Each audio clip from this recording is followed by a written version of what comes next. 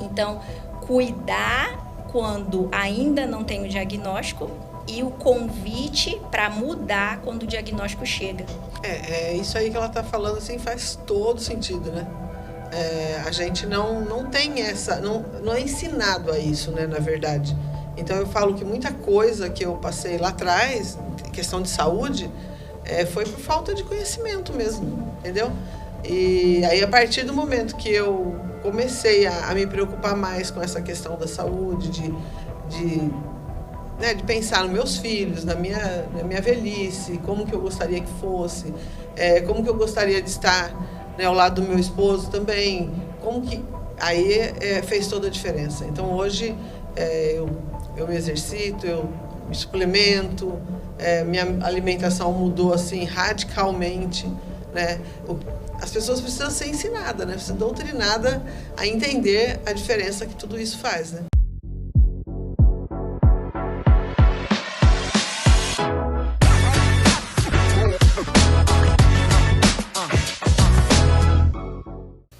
Olá, tudo bem com você? Tudo bem com a sua família? Pastor Josué Gonçalves aqui para mais um podcast Amo Família. E é muito bom estar mais uma vez com vocês e sempre procurando trazer um assunto que agregue valor à família, à liderança, à sua saúde, não só saúde emocional ou espiritual, mas também saúde física. Nós temos recebido aqui no nosso podcast, nesses últimos dias, pessoas que têm, contribuído significativamente para a família, né? A Gabriela, quando esteve aqui falando de prevenção contra abuso infantil, foi maravilhoso. Sempre que a Ariane está aqui conosco falando sobre a importância do casal viverem uma vida sexual ajustada, Bispo Júlio falando sobre liderança, não é? Ministerial, e tantos outros. Dr. Paulo Salustiano, que trouxe também para nós aqui uma aula sobre saúde, não é? Como a gente envelhecer de forma saudável. E hoje não vai ser diferente. Hoje nós temos aqui duas convidadas muito especial que vai trazer para nós aqui informações que com certeza vai agregar muito valor, principalmente para as mulheres, né? Não é que os homens não possam assistir, mas as mulheres vão ser muito beneficiadas com tudo aquilo que vai ser dito aqui pelas nossas convidadas. Então fique conosco até o final, compartilhe esse link com as pessoas aí que você quer bem, já dá o seu like. E então vamos para o nosso podcast de hoje. Eu estou aqui com a minha esposa Rosemary. Rose, que bom que você veio aqui. É sempre bom ter você, né? Então, só me convidar que eu venho. Agora eu vou convidar sempre, então. Vou convidar sempre agora. Muito prazer ter você aqui, Rose. Prazer todo meu. Que bom. E temos aqui também a doutora Juliana, não é? Uma pequena, grande mulher, não é verdade? Que veio lá de Cuiabá, certo? Muito obrigado por estar conosco mais uma vez, Juliana. Eu que agradeço a oportunidade, é uma honra. Quando o senhor falou uma pequena, grande mulher, uma pequena Davi. É verdade. E é uma honra estar aqui no podcast. Que bom. A doutora Juliana, ela é médica, pós-graduada em psiquiatria e também você fez também não foi pós-graduação, uma formação em medicina... É uma residência. Residência, isso. Em medicina de família e comunidade, que é uma saúde da família, né, da comunidade. A graduação após em psiquiatria. Agora, o que mudou muito assim a carreira foi o aconselhamento cristão em saúde mental. Uhum. Onde nós conseguimos olhar os transtornos da mente, depressão, ansiedade, síndrome do pânico, olhar o que é que as escrituras elas falam sobre isso e como que nós podemos, a partir do evangelho, aconselhar diante de uma mulher ou uma pastora, uma líder que está sofrendo com uma depressão. Eu acho maravilhoso, né, Rose? Quando o médico pode falar sobre saúde, seja mental, não é? Seja a saúde emocional, tendo uma visão do Evangelho, né? Isso é maravilhoso. Eu fico vendo o doutor Jonatas, né? Como ele trabalha, por exemplo, o livro de Salmos e outros textos da Bíblia, fazendo assim essa conciliação com o conhecimento que ele tem da medicina e com o conhecimento que ele tem das Escrituras. Isso é maravilhoso, né? É quando a gente entende que a palavra, ela transforma, a palavra, ela cura, a palavra, ela salva, nós entendemos que não existe nenhum diagnóstico que não pode ter uma intervenção da palavra. A gente não consegue separar o corpo, um membro, das emoções, e muito menos do espírito. Então, a Organização Mundial da Saúde já preconiza que você precisa, sim, desenvolver sua espiritualidade. Faz parte de um tratamento você viver numa comunidade eclesiástica, numa comunidade de fé. Então, é muito importante, sim, nos dias de hoje, integrar o ser humano. Você tem uma pressão alta, mas você tem o seu tempo de oração, de leitura da palavra? É muito válido e tem médicos, né, que já estão com essa abordagem também. Vem crescendo muito a espiritualidade dentro da saúde mental. Que coisa boa. Nós estamos aqui nessa conversa durante a nossa mentoria PDP, né? Pastor Discipulando Pastor. E você teve uma boa conversa ainda hoje com as esposas de pastor. Então, eu vou te fazer uma pergunta aqui. Quais são os principais desafios? Antes de eu continuar, vamos receber aqui tudo ao vivo e a cores, na verdade. Vamos receber aqui mais uma convidada, a Érica Vertulo. Bem-vinda, Érica. A Érica está chegando aqui para fazer parte da nossa mesa. Obrigado por ter vindo, viu? A Érica, ela é pastora. Você é pastora ou é bispa? Sou pastora. Pastora, pastora. Né? A Érica é pastora, esposa do bispo Júlio, e eles lideram uma linda igreja, né? A igreja cristã. Pode servir água, não tem problema para ela, não. Eles lideram uma linda igreja cristã mundial lá em Suzano, e ele estava falando com vocês hoje, contam com aproximadamente 7 mil membros. Como é que você se sente assim? Pastora de uma igreja de 7 mil... muita gente para cuidar, não é verdade? Na verdade, eu me sinto pastora de 1 a 1. Que bom, que bom. Até porque a gente pastoreia um, que pastoreia o outro, que pastoreia o outro, não é verdade? Muito bom. Então, eu disse que ela teve uma boa conversa com vocês hoje lá sobre saúde e tal, mental. E a pergunta que eu quero fazer, depois você pode também escolher uma das perguntas aí, okay. A próxima vai ser feita pela Rose também. Quais são os principais desafios de saúde mental enfrentados por esposas de pastores? Você que tem trabalhado com tantas esposas de pastores, porque, olha, ser esposa de pastor não é fácil, né, Rose? Não é fácil. Final de uma doutora dessa aqui, bem pertinho. É verdade, vamos lá. Eu descobri que é mais difícil do que ser esposa de médico.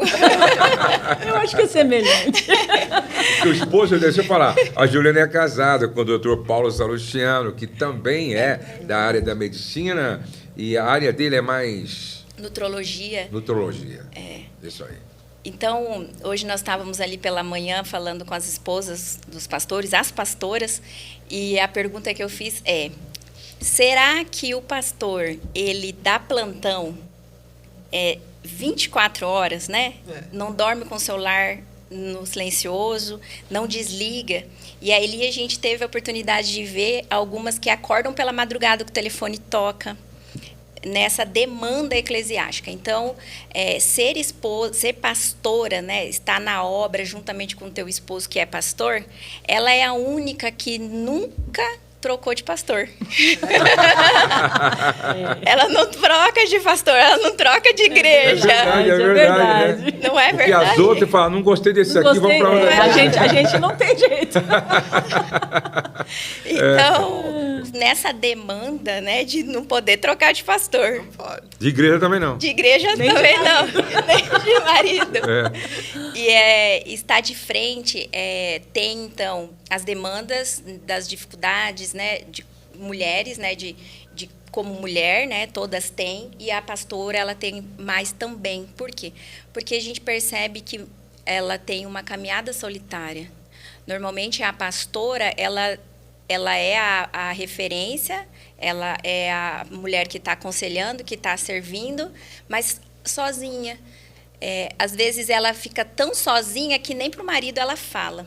Então, dores emocionais, essa gestão das emoções, eu vejo que é muito mais evidente nas pastoras do que numa mulher que é uma ovelha, um membro da igreja, por exemplo.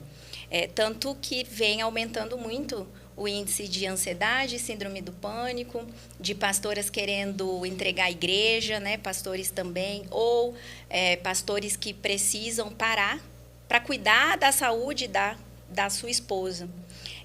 As demandas são enormes, com crenças, né? Às vezes tem crenças limitantes, por exemplo, não vou buscar um médico, quem procura acha, eu não tenho tempo, agora eu preciso fazer o congresso de mulheres, deixa para fazer esses exames depois. A gente tem um costume, uma cultura, não sei, de sempre priorizar o outro.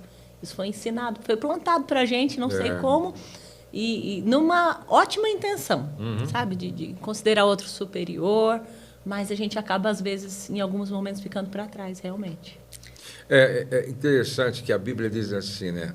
Para a gente amar a Deus sobre todas as coisas e o próximo como a si mesmo. A gente esquece do final. Exatamente.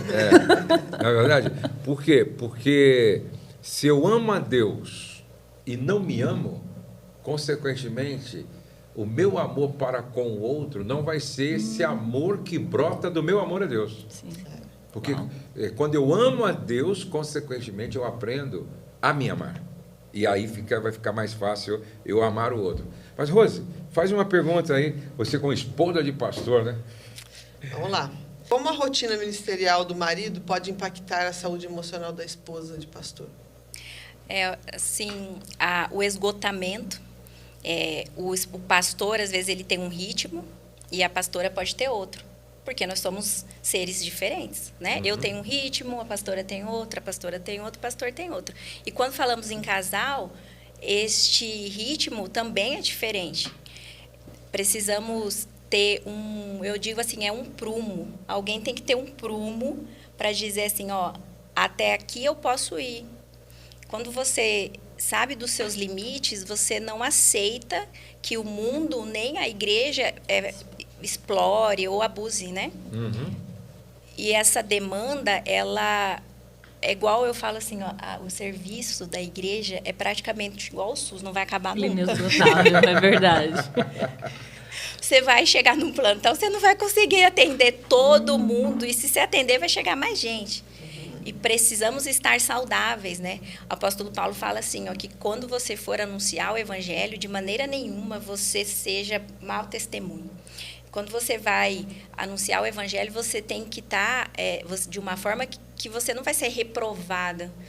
Quantas mulheres chegam para levar o evangelho e elas estão mais doentes ainda porque negligenciaram o autocuidado, né? Então, essa demanda do pastor tem um impacto direto na saúde da pastora. Precisamos ter a convicção do limite, convicção da demanda dele é diferente, porque a esposa do pastor, ela é a esposa do pastor, então ela tem o papel da esposa também. Ela tem os filhos, tem casa, tem a família, que às vezes se alguém ficar doente na família, não é a esposa que vai cuidar, né? E aí, nós temos esse aspecto, né? A Érica, que pastoreia uma grande igreja com o marido, queira ou não, por mais que a gente tenha delegado, existem algumas demandas que não tem como delegar. Sim. E normalmente a primeira pessoa que eles procuram somos nós. Exatamente.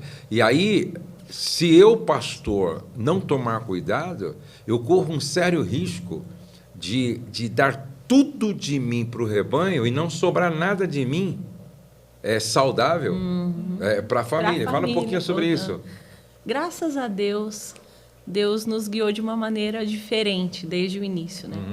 A gente sempre guardou muito a nossa casa, nunca trouxe ninguém para atender em casa desde o início do ministério. A gente foi ensinado dessa maneira. Sim. E para a gente deu muito certo. Ótimo. A gente preservou sempre a nossa casa, os nossos filhos.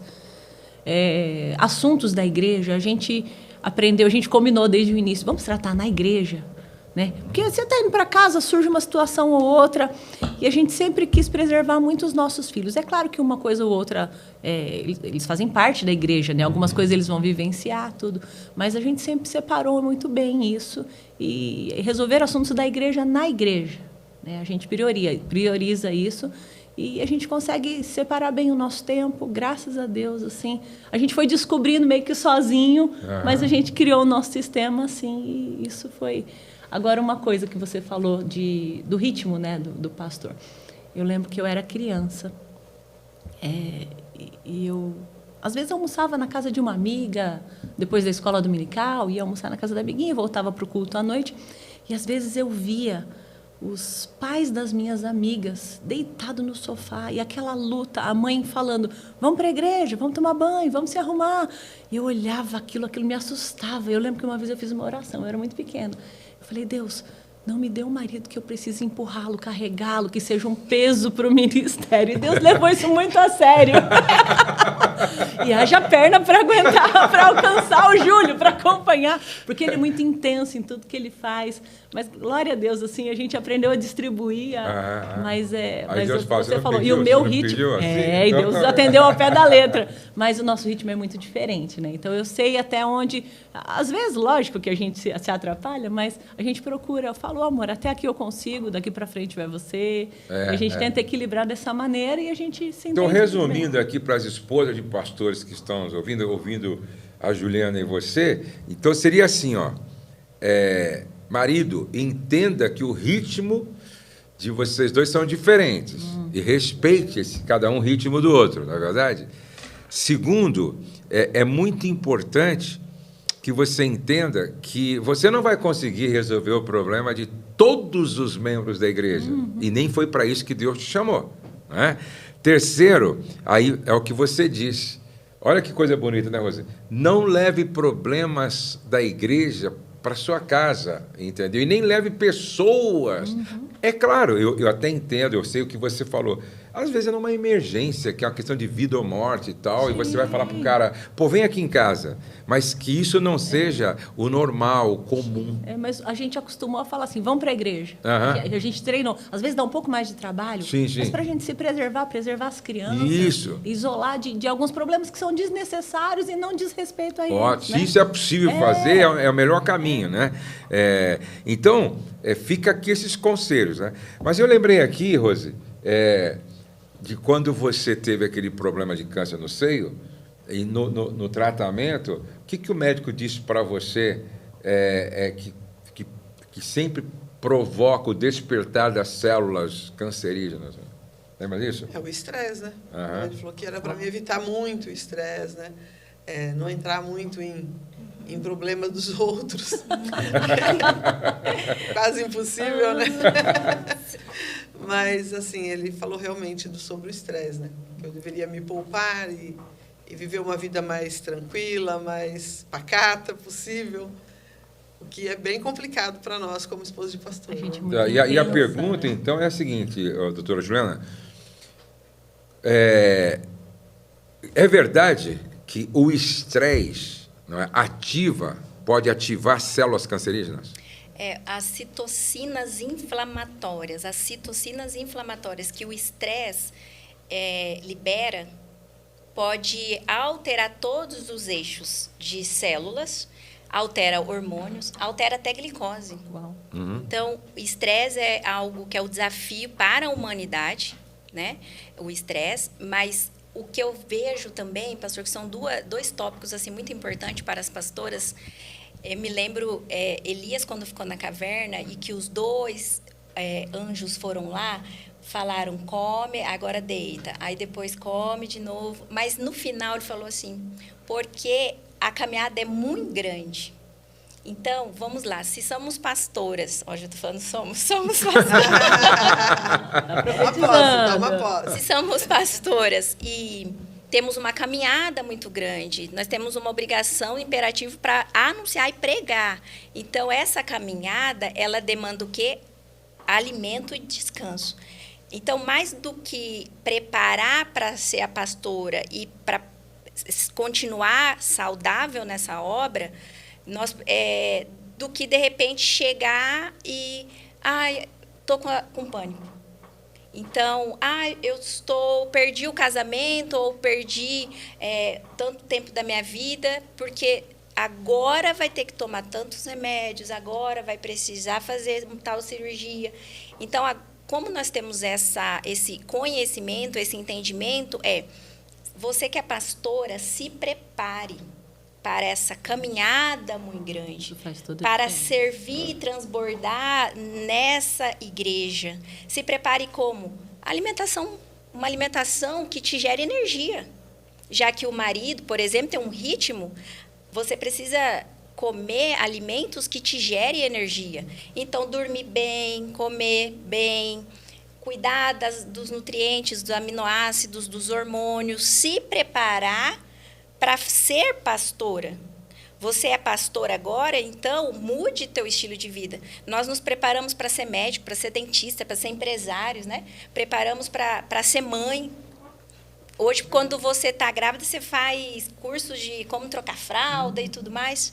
Então, o preparo para atuar na igreja, o preparo para essa caminhada, até a trombeta tocar, é muito importante. Esse é um tópico que eu acho que é bem importante a gente falar. E um segundo tópico que eu vejo também é assim, pastora. O pastor é ele. Sabe, pastor, o 880?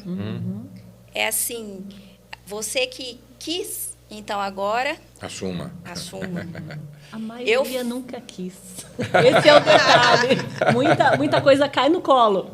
E quando falam assim, aí tem uma outra fala assim, eu falei para você não colocar aquela pessoa ali. Então, agora se vira com o problema. Então, esse 880 também não é muito saudável. Porque se o pastor, que você não pode trocar mais, que é teu marido, ele ficar mal, vai afetar. A gente precisa ser mais cúmplice. Muitas vezes a gente faz o papel do acusador no casamento. Principalmente nessa frase, né? Eu te avisei, eu te falei, agora se vira. E a gente precisa entender que a gente joga no mesmo time. Né? Agora sim, escreve você aqui embaixo, olha eu fazendo. Se você conhece algum papel mais complexo, mais nobre, mais desafiador do que ser pastora. Eu não conheço, porque você precisa ser a ovelha, a esposa, a mulher que vai dar a direção para... Quantas mulheres ali? 5.000? Deve ser 5.000, porque tem mais mulher do que homem, né, pastor? Nós temos que ser boas, primeiro para nós, mas para todo mundo também, né? E, às vezes, o que acontece? Eu atendo muitas pastoras, assim, Deus tem conectado muitas esposas de pastores e pastoras, isso queima no meu coração. E de abraçar, de conversar, de sentir um pouco a dor delas. E a gente vê que, assim, caminham muito sozinhas, se colocam em último lugar, realmente, e estão, assim, num nível máximo de estresse. É o que você falou. Elas já chegam num limite e, às vezes, tudo que elas precisam é uma amiga, um abraço. Eu lembro que, um tempo atrás, eu chamei uma esposa de pastor para tomar um café comigo. Uma amiga, assim, de anos. E eu fiquei até preocupada, porque ela falou assim, não, mas eu não vou tomar café numa padaria com você. Eu falei, mas não entendi a princípio o que estava acontecendo. Eu falei, tá, então vamos na minha casa lá e eu vou pensar. Eu falei, gente, como é que está o coração dessa mulher que se recusa a tomar um café com uma amiga, tipo assim, para a gente bater papo, dar risada, conversar, contar da vida, compartilhar. E aí isso começou a me preocupar. Isso Deus abriu os meus olhos nessa conversa que eu tive com uma pastora alguns anos atrás. Eu costumo dizer, já até disse aqui, que quando Deus quis curar Adão da sua solidão, Ele não arrumou entretenimento. Ele arrumou um relacionamento. Então, são relacionamentos que nos curam. E aí a Rose tem aquelas 5 amigas, né, Rose? Que eu acho muito bonito. A Rose tem 5 amigas que elas, quando, por exemplo, uma faz aniversário, elas saem. Que legal. Aí, uma vez por ano, A gente viaja junto. elas viajam juntas. Olha. Tipo, agora mesmo, elas vão lá para Monte Verde, né? Monte Verde. Vão ficar 2 noites lá. Aí elas brincam Que e tal. legal. Aí manda para gente os videozinhos, elas brincando. Isso é saudável, né? Porque eu gosto da fala do Corte. Ele fala, ó, pessoas ferem pessoas, mas pessoas curam pessoas. Então, as mulheres, de pastores principalmente, elas precisam entender que o isolamento faz mal, adoece, na verdade. E é exatamente essa relação de sair, conversar, de tomar café, jogar a conversa fora, conversar outras coisas além do ministério, porque a nossa vida já é igreja. A gente só vive a igreja, a gente muitas vive a vezes. igreja. E isso, para mim, é gratificante, é bom. Só que chega uma hora que eu quero falar de futebol. Chega uma hora que eu quero falar de política, chega uma hora que eu quero falar de negócio, chega uma hora que eu quero falar de construção, outra coisa, tá? Assim, a parte de igreja, não é construção de tempo também, não. A gente quer falar sobre outras coisas. E as mulheres precisam entender. E os maridos que estão me ouvindo precisam incentivar. Eu incentivo a Rosa. Eu lembro que elas iam lá para Campos de Jordão ano passado. Eu falei assim, não ficar quanto tempo? Ela falou, mano, ele falou, não, numa noite não, lá no Campos de Jordão ficam umas 2, 3 noites. Daí elas se estenderam um pouquinho lá. O marido tem que ajudar, tem que entender que isso faz bem para a saúde mental, emocional. E é o que você falou. Se o marido ficar mal, né, porque você o acusou e tal, aí você vai ficar mal também. O ambiente todo fica mal. Os filhos sentem, todo mundo então, sofre. Quando existe essa parceria, os dois caminham de forma saudável, na verdade. Mas essa é uma realidade distante das Da pastoras maioria. do Brasil. Porque, assim, ó, a princípio, muitas pastoras não têm nem amigas pastoras. Né? Mas que nem no meu caso, nenhuma delas são pastoras. Sim. São amigas. São pessoas, são todas evangélicas, mas nenhuma pastora. Vocês saem para ser Então, gente. gente, Isso é legal. Humana, sem quebrar princípio. Isso, até elas brincam, dão risada, até com essa questão de eu ser pastora e estar no meio da bagunça delas, entendeu? E eu entro no meio, que elas estão lá no maior fervor no grupo, comprando pijama. Que legal. Que aí tem a noite do pijama, a gente coloca o pijama todo E pula na cama. Que legal. Faz uma bagunça mesmo. E aí elas ficam, meu Deus, estão se matando de rir lá, de imaginar eu com o pijama e com a pantufa que elas compraram. Que legal. E eu embarco na bagunça delas. Então não são pastoras. É legal que você se permite isso, né? Porque eu falo, eu tenho que viver uma vida natural também, né? A gente acaba que fica muito presa nessa coisa da igreja, do ministério, de seriedade, de aconselhamento. Sempre está ali naquela postura, então acaba de ser a aquela resposta. postura e tal. E eu gosto disso. E até mesmo a gente fotografa, filma, depois te posta e tal. Até para as pessoas verem que é possível, nós somos gente como todo mundo. É a nossa humanidade. E o legal Entendeu? que eu vejo, assim, entre vocês, Rose, o legal que eu vejo é que a Rose brinca, se diverte, se dá risada, mas a Rose coloca os limites do respeito, entendeu? E também, o bonito que eu acho entre vocês é que, de repente, uma delas chega para a Rose e abre o coração. Sim, Ou seja, a Rose acaba pastoreando.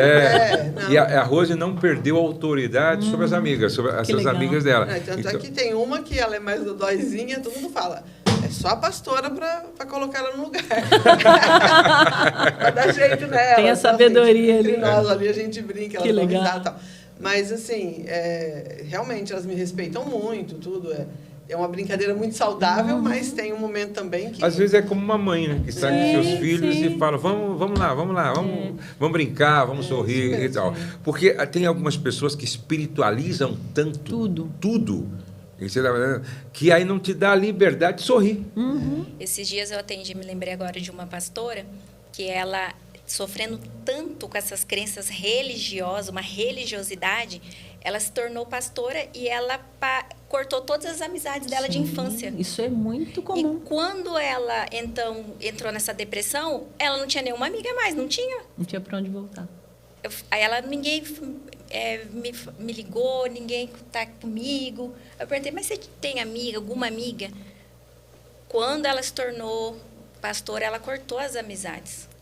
Mas isso é algo, assim, muito difícil mesmo, porque eu fico pensando, assim, quando o Josué comentou que eu tive o câncer de mama, né? meu Deus, eu tive tanta gente cuidando de mim, como amigas. Não era só membro de igreja, não, né, Ju? Era amigas mesmo. Inclusive, uma amiga, a Filó, né? Muito, muito minha amiga mesmo, sempre fomos. E cuidou de mim, assim, de uma maneira sobrenatural, assim, que eu falo que acho que ela fez um propósito com Deus, que não é possível a preocupação que ela tinha comigo, né? E eu fui tão cuidada que eu falo que é isso aí, porque eu sempre preservei minhas amizades, apesar da nossa posição, Sim. entendeu?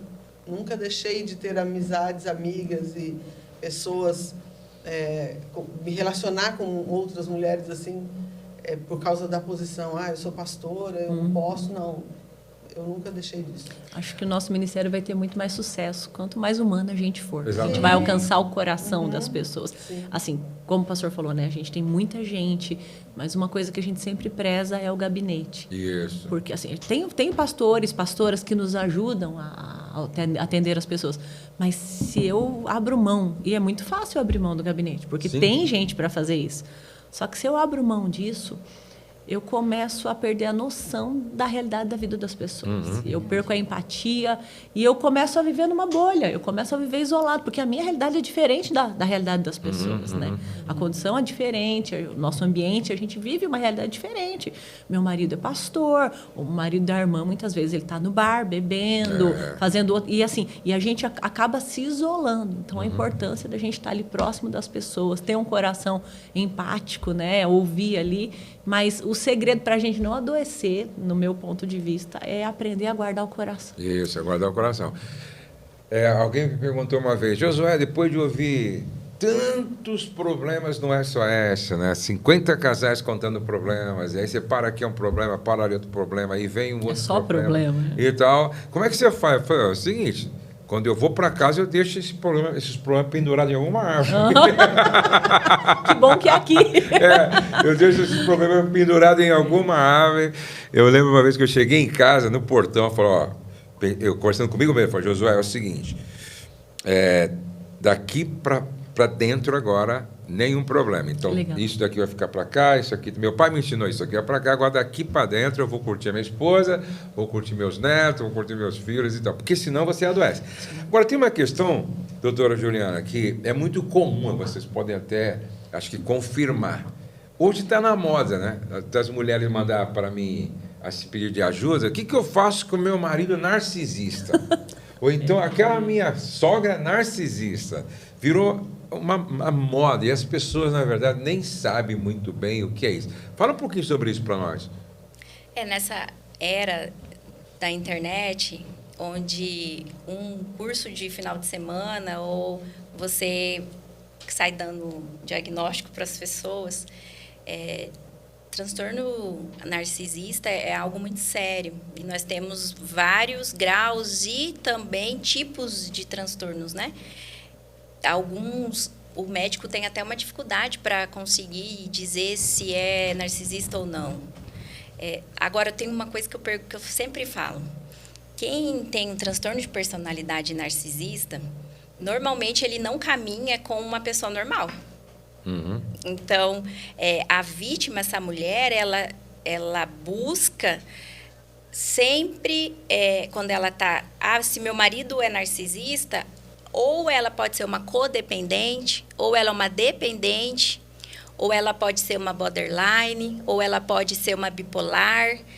O que nós queremos dizer quem dá diagnóstico é médico, né? Instagram não dá diagnóstico, curso online não dá diagnóstico, então quem dá diagnóstico é médico, que também não é tão fácil dar diagnóstico, às vezes você fica 1 ano, 2 anos para poder ter um diagnóstico claro. Quantas mulheres eu atendi já falando isso? E quando esse marido chega, e ela fala assim, quando ele chegar, você vai ver, parece um príncipe, parece o melhor homem, mas é isso mesmo, doutora, é por causa disso que ele é narcisista. E quando você vê, são 2 narcisistas. Eles se combinam. 2 narcisistas, sim. Então, é muito, muito sério. Nós estamos numa era aí de o marido é narcisista, às vezes ela vai para um curso, para algum desenvolvimento humano, e ela engatilha a mãe que já faleceu. A mãe foi narcisista. E aí agora ela, por esses traumas que ela não consegue lidar com o marido ou com a igreja. É muito sério isso, pastor, que o senhor falou agora. Precisa buscar ajuda. Mas... Agora, deixa eu uma pergunta. O narcisista mesmo assim, realmente, esse aqui foi diagnosticado narcisista. Tem cura? Pastor, você fez a pergunta do ano. Ao vivo e a cores. Tem 4 anos que eu estou estudando transtorno de personalidade narcisista. Hoje a gente encontra na internet muitas pessoas falando já. Na verdade, a gente encontra na internet já até gente nas lideranças eclesiásticas falando muito sobre esse assunto. Quando faz essa pergunta direta, eu preciso dizer que aquele que aceitou a Jesus, que tinha um coração duro, e que este coração ele é transformado num coração de carne, e que quando isso acontece, ele recebe o Espírito Santo de Deus, ele morre, porque o evangelho é morte, ele passa a ser nova criatura. Eu preciso dizer que este homem, ele ele teve um novo nascimento. Ele já não é mais o homem antes de Cristo. Isso eu posso dizer. Então, a palavra diz que não tem nada em que não possa ser curado. Nova criatura. Mas vamos pensar naquele que não conheceu o evangelho. Que não conheceu o evangelho. A maior dificuldade de tratar o transtorno de personalidade narcisista é que remédio não atua em caráter. Remédio não atua em desejo carnal. Remédio não atua em idolatria. Então, precisa me adorar, porque eu sou o rei deste lugar, ou eu preciso de palco, eu preciso de aplausos, né? Remédio antidepressivo, ansiolítico, indutor de sono ou antipsicótico, estabilizador de humor, não atua nisso. Então, isso é importante a gente saber. Outra coisa é terapia. Terapia é como se fosse uma academia, né? Você começa a fazer exercício quando dói, você tem que ter disciplina, você tem que obedecer para ter aquele resultado. Então, também, se ele não reconhece e tem empatia e amor, vai ser difícil ele mudar os comportamentos. Então, assim, daquele que não é nova criatura, que não é filho de Deus, ele é só uma criatura, um ser vivente, esse é muito difícil, né? Muito difícil. É comum uma pessoa reconhecer que é narcisista? Porque geralmente é o outro que reconhece. As pessoas ao entorno que normalmente identificam, né? Não é comum.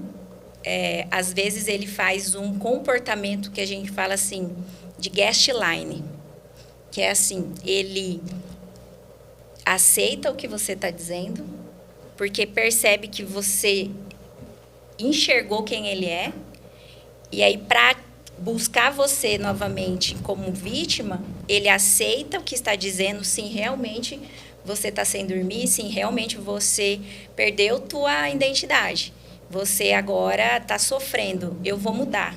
E aí passa a fazer um aconselhamento, ou, por exemplo, uma terapia de casal, para tentar puxar. O que nós precisamos é ter pessoas capacitadas para ver se isso é uma estratégia de manipulação que se chama gaslighting, que ele está puxando, ou se ele agora aceitou a Jesus e é nova criatura. É bem delicado. Por isso que não pode dar diagnóstico. Minha mãe é narcisista, meu pai, meu marido. Então, às vezes uma atitude narcisista não quer dizer que a pessoa é, né?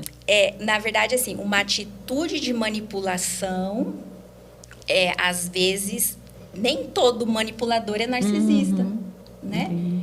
E nós temos narcisistas religiosos, nós temos narcisistas ocultos, Aquele que, se você falar, ninguém vai acreditar. Você vai passar como louca.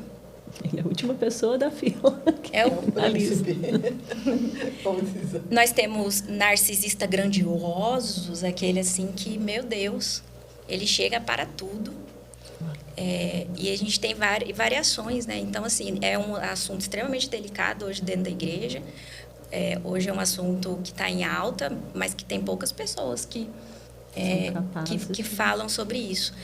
Nesse tempo de meditar e pensar, em orar e ver e falar, Deus, o que é isso, né? Porque não tem remédio.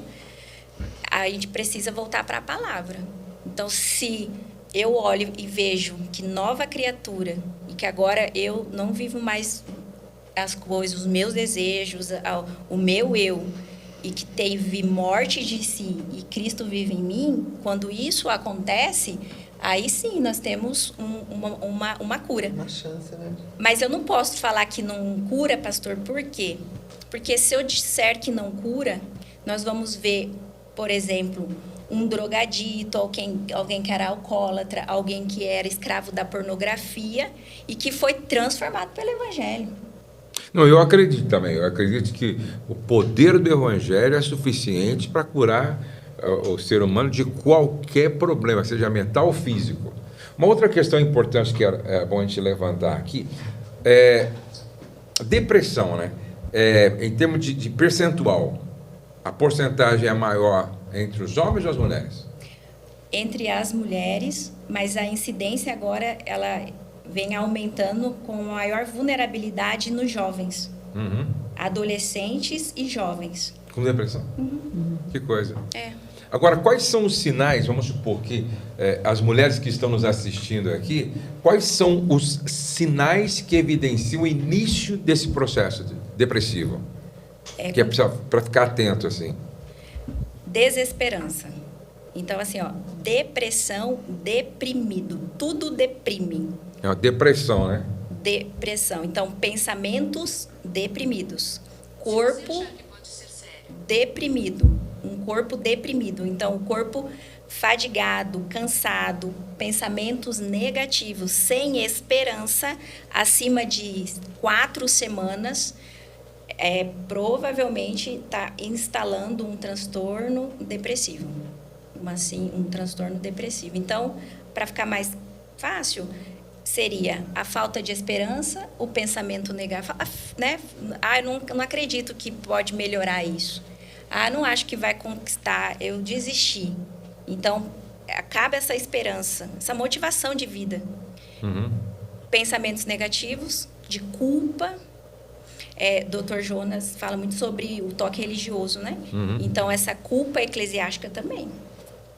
Olha Deus como como se ele estivesse punindo, né? Então, essa culpa que rouba essa esperança, pensamento negativo, falta de esperança, fadiga, corpo deprimido.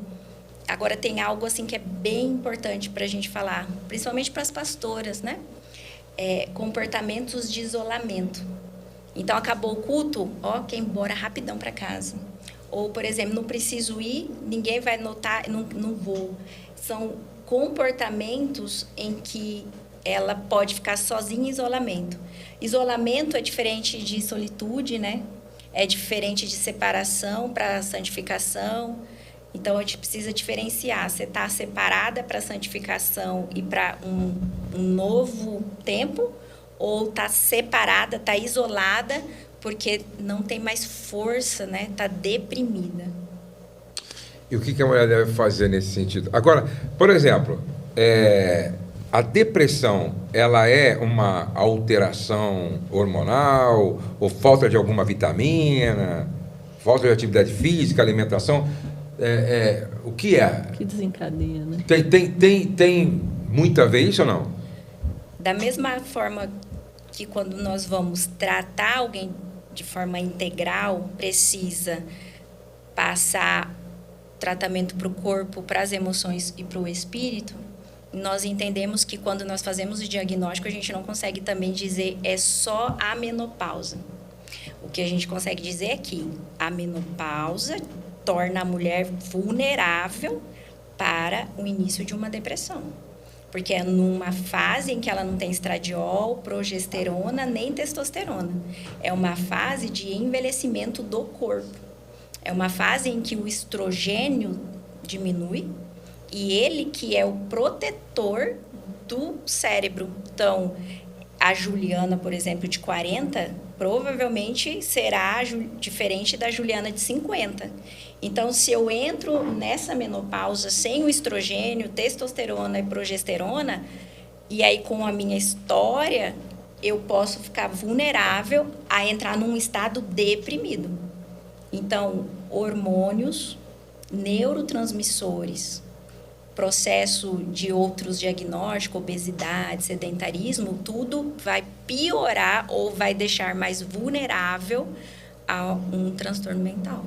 Então, na verdade, você tem que orar, cuidar do seu espírito, tem que cuidar das suas emoções, da sua mente. Isso. Até porque essas pessoas que ficam aí só ouvindo o que é negativo, né? Só ouve. Eu sempre falo, se você ficar só crise, você entra em crise, né? Se você ficar morte, você vai ficar com a sua mente feito um velório, né? Então, acho que você tem que cuidar da sua mente, o que você assiste, o que você ouve, o que você fala, com as pessoas com as quais você caminha. Acho que isso é importante. E também cuidar da saúde, porque tem muitas mulheres e pastores que não cuidam da sua saúde. Não tem hora para se alimentar, não é? Aí come muito açúcar, aí toma muito refrigerante, aí se empanturra de carboidrato, e aí vai comprometendo as outras áreas, porque a nossa saúde é integral, né? A nossa vida é integralizada, não tem como você separar, né? Por isso eu falei no início a necessidade do preparo para ser pastora, ou a necessidade de você mudar teu estado emocional, físico, né, e espiritual para continuar sã e saudável no púlpito, ou sã e saudável na igreja. E isso requer, igual, por exemplo, o senhor tem um ritmo intenso, o pastor também. Então, as duas pastoras aqui precisam do quê? Se cuidar. Hormônio, dormir bem, alimentação, sair de sedentarismo, uma vez que sabe que a caminhada é muito grande. Então, não só quando estamos com o diagnóstico de frente, por isso que eu disse hoje pela manhã com as mulheres lá embaixo, com as pastoras, a doença, o diagnóstico, ele é um convite, ele não é o fim. Ele é um convite de chamada para mudar. Ele é um convite de chamada para você olhar e falar: sou sedentária, meus hormônios estão baixos, não vou ao médico tem 3 anos, minha alimentação é ruim, estou com peso aumentado. A história da minha família, a história de doença, família que tem diabetes, pressão alta, câncer, essa história familiar de patologia vai se repetir na minha história? Então, cuidar quando ainda não tem o diagnóstico e o convite para mudar quando o diagnóstico chega. A Rose tem se cuidado bastante, né? A Rose, a Érica também. E aí, Rose, como é que você tem se sentido depois que você começou a se cuidar mais? Isso aí que ela está falando, assim, faz todo sentido, né? A gente não tem essa... Não é ensinado a isso, né, na verdade. Então, eu falo que muita coisa que eu passei lá atrás, questão de saúde, foi por falta de conhecimento mesmo, entendeu? E aí, a partir do momento que eu comecei a me preocupar mais com essa questão da saúde, de pensar nos meus filhos, na minha velhice, como que eu gostaria que fosse, como que eu gostaria de estar, né, ao lado do meu esposo também, aí fez toda a diferença. Então, hoje, eu me exercito, eu me suplemento, minha alimentação mudou assim radicalmente, né? O que eu achava impossível, que eu vejo quando eu falo com as pessoas, às vezes, né, sobre açúcar. Não, nossa, coisa horrível, como que eu vou tomar um café sem açúcar? Impossível. Então, assim, as pessoas precisam ser ensinadas, né? Precisam ser doutrinadas a entender a diferença que tudo isso faz, né? Eu costumo dizer que a pior de todas maneiras de escravizar, não é? É quando a ignorância escraviza. Não é? O pior ignorante, o pior escravo é o escravo da ignorância. Jesus disse: conhecereis a verdade, e a verdade vai libertar você.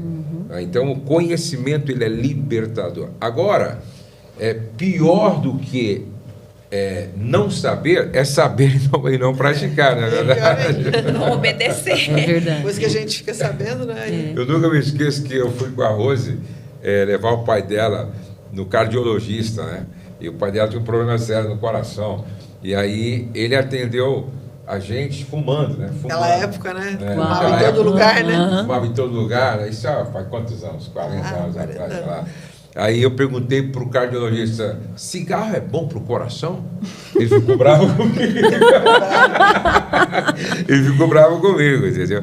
Ô, Érica, eu percebo que vocês também têm esse cuidado. Até o Júlio estava falando para mim que você é bem regrada e cuida não só de você, mas dele também e tal. E aí? A gente tenta. Mas às vezes, assim, é o que o pastor falou, às vezes falta conhecimento. E hoje ainda tem muita especulação, muito mito, muita coisa, né? A gente tem muita informação e às vezes a gente não sabe se é verdade. Mas há um tempo atrás eu procurei uma médica, comecei a me atentar um pouquinho para alguns detalhes. Eu estava bem estressada, bem sobrecarregada. E aí eu fui descobrir que eu estava inflamada e ela me mostrou um caminho. E quando a gente começa a ver o resultado, a gente não quer outra vida. Os resultados são muito bons e a gente descobre que pequenos sacrifícios têm grandes resultados. Exatamente. E a gente fala, vale a pena, né? Mas muita gente não tem acesso. Muita gente só sobrevive, pastor. Essa é a realidade. Muita gente hoje não tem acesso, não tem acesso financeiro, não tem acesso a médicos. Vai só vivendo. O brasileiro é muito disso, assim, né?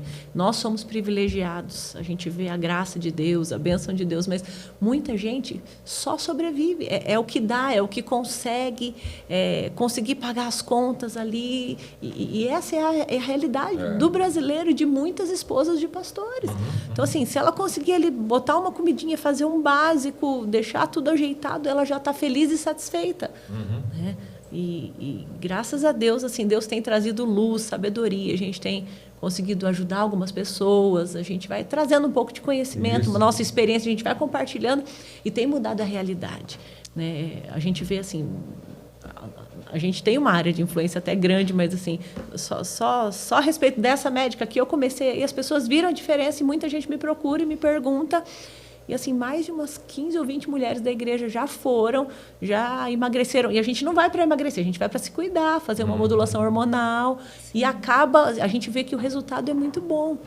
Mas pouca gente tem acesso, essa é a verdade. Mas mediante isso, a Juliana podia falar um pouquinho daquilo que ela falou lá hoje, sobre o Ministério da Saúde na igreja. Sim, foi muito interessante. Eu nunca tinha ouvido falar sobre isso. Achei muito importante isso. Inclusive, eu quero dar os parabéns para a doutora Juliana pelo trabalho que ela está fazendo com as missionárias.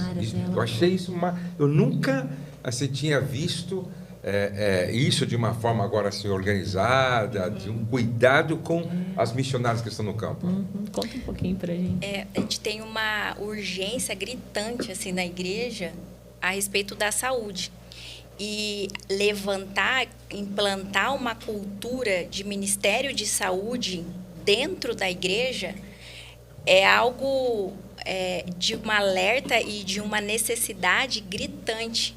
Hoje a gente encontra Ministério de Empreendedores, Ministério das Mulheres, Ministério dos Homens, Ministério Infantil, aí Ministério de chá, de café, né? Tem café, tem de tudo hoje. Mas não tem Ministério de Saúde. E o Ministério de Saúde é para ajudar a igreja. E esse Ministério de Saúde traz o quê? O conhecimento, as oficinas, a promoção de saúde para a igreja. Traz a informação, traz, às vezes, aquela família, e principalmente missionárias, por exemplo, não tem o recurso para trazer os alimentos ou talvez os higienes de dignidade básico. Mas naquele que é básico também, eu já vi casos, por exemplo, de uma família carente, mas não falta Coca-Cola, pastora, na mesa. Sangue e fogo. Você mas entende? É muito comum. Tem limão no pé, mas a Coca-Cola tá ali. E o boleto tá atrasado, entende? Eu não estou dizendo que todo mundo consegue, né? Até porque o apóstolo Paulo comparou o cristão como atleta. Né? E para ser saudável, precisa ter disciplina. Precisa entender sobre renúncia. Então, você vai renunciar à Coca-Cola. A Bíblia é muito clara sobre disciplina, mas as pessoas... Esses dias eu ministrando uma palavra, eu perguntei, quem aqui gosta de disciplina? Ninguém levantou a mão. Aí eu falei, gente, vamos para Provérbios. Aí eu comentei um pouquinho com elas, depois eu fiz a pergunta novamente, todo mundo levantou a mão. Por quê? Porque a disciplina é vista com maus olhos, é como punição, como algo que eu vou ter que abrir mão. E, na verdade, ela tem um propósito. A Bíblia fala que quem ama a disciplina se diferencia, chega onde ninguém chegou. Então, o conhecimento realmente, né, explicar que a disciplina ela é muito benéfica. O atleta, realmente, ele não vai chegar em lugar nenhum sem disciplina.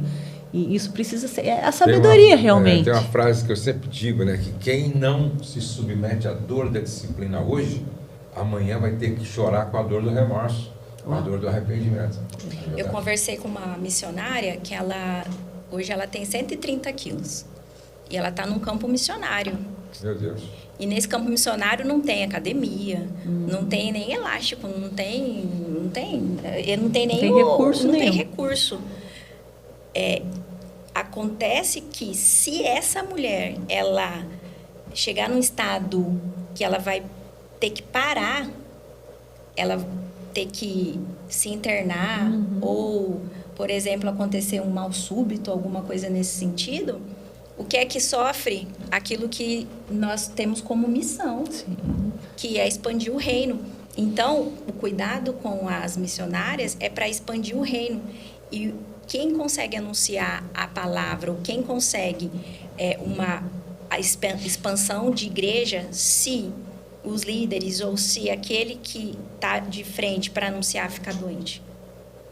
Então, o campo a obra de Deus é impedida, né? Se a gente tiver a noção disso. O campo missionário, ele é feito por família. Não é só o missionário. É a esposa e, às vezes, 7 filhos. Eu vi 7 filhos. Então, o campo missionário, essa esposa, ela precisa estar saudável. A promoção de saúde, o Ministério de Saúde dentro da igreja é justamente para a expansão de reino. Trazer promoção, instrução, conhecimento, oficina. E não só... Percebe que a saúde ficou na mão da ação social, né, da igreja. É um mutirão. É uma estratégia eclesiástica, é uma estratégia de evangelismo? Mas e os que estão? A gente sempre cuida do que dá de fora, mas chegou a hora de cuidar dos que estão dentro. Mas, na verdade, usa como estratégia para atrair pessoas para a igreja, né? E não com essa visão que a Juliana está falando de cuidar do que já estão lá dentro, ensinar os principalmente que já estão, de quem está servindo. Os membros, né? Nós fizemos um investimento aqui no Ministério agora. Nós contratamos uma equipe de profissionais, né? Médicos, nutricionista e tal. Que legal. E nós pagamos um laboratório para fazer o exame de todos eles. Uau. Trouxemos essa equipe de profissionais, eles deram uma palestra, cada um deu uma palestra, o médico, a médica, o nutricionista e tal, a personal trainer, deu uma palestra para todos eles. Os médicos consultaram cada um deles, entendeu? E aí o Ministério pagou 50% da suplementação mais necessária, entendeu? E a parte deles, eles dividiram ainda lá em algumas vezes.